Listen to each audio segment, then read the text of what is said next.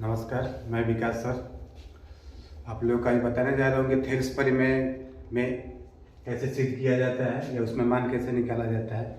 देखिए, हमारा सवाल दिया गया है कि त्रिभुज ABC में DE जो भुजा है वो BC के समानांतर है और AD का मान 2 सेमी है, BD बराबर 3 सेमी, AE बराबर 1.5 सेमी। EC का मान ज्ञात करना है। ठीक है, तो ज्ञात करने के लिए सबसे पहले हम लोग त्रिभुज बनाएंगे। देखिए, हम त्रिभुज बना चुके हैं ABC और त्रिभुज ABC में D और E आमने सामने है, ये समानांतर रेखा होगी। ठीक है ना। तो जब भी कोई त्रिभुज में एक भुजा दूसरे भुजा के समानांतर होती है, उसमें ये जो भुजा होते हैं एक दूसरे के अनुपात में बटा लगाया जाता है। ठीक है, तो यहाँ पर हम लोग थेल्स परिमेय के अनुसार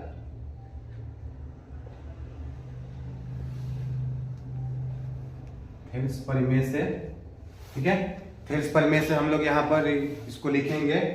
ये जो AB भुजा है तो AB भुजा में D भुजा 2 भागों में बांट रही है और AC भुजा को E 2 भागों में बांट रही है। ठीक है ना। तो यहाँ पर हम बटा में लगाएंगे, तो बटा में लगाएंगे तो AD बटा BD बराबर AE बटा EC। ठीक है, अब हम मान रखेंगे तो AD का मान हमारा 2 सेमी है, फिर BD का मान 3 सेमी है,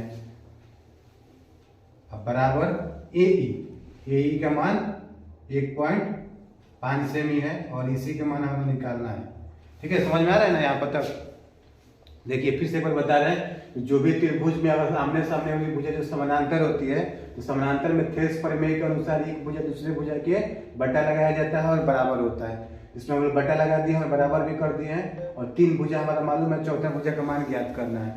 ठीक है, तो अब हम लोग रख दिए हैं मान, जिसके बाद से हम लोग क्रॉस गुणा करेंगे, नीचे वाला से ऊपर में, ऊपर वाला से नीचे में। तो EC में हम लोग 2 से गुणा करेंगे तो EC गुणे 2, 1.5 में 3 से गुणा करेंगे तो 1.5 गुणे 3। ठीक है, अब यहाँ पर EC में 2 से गुणा होगा तो 2 EC अब बराबर 3 से गुणा करेंगे तो 3 5 15, 3 1 3 1 हासिल 4 आ जाएगा। ठीक है, यहाँ तो समझ में आ रहा है ना आप लोगों को। अब देखिए, EC यहीं पर रहेगा तो 4.5, EC में हमारा 2 गुणा है, तो गुणा है तो इसको लाएंगे बराबर के इधर, बटा मतलब भाग में हो जाएगा। 2 यहाँ पर बटा लग गया। अब हमको क्या करना है, कटाना है। तो कटाना है तो इसका पॉइंट हटा देंगे, तो इसका पॉइंट हटाएंगे तो इसका 0 नीचे आ जाएगा। ठीक है, इसका पॉइंट दशमलव के बाद 1 अंक है तो 1 0 लगा दिए यहाँ पर। तो 45/20 जो आया है इसको कटा देंगे। तो कटाएंगे तो हमारा 20 से भाग देंगे तो 20 दूना के 40 और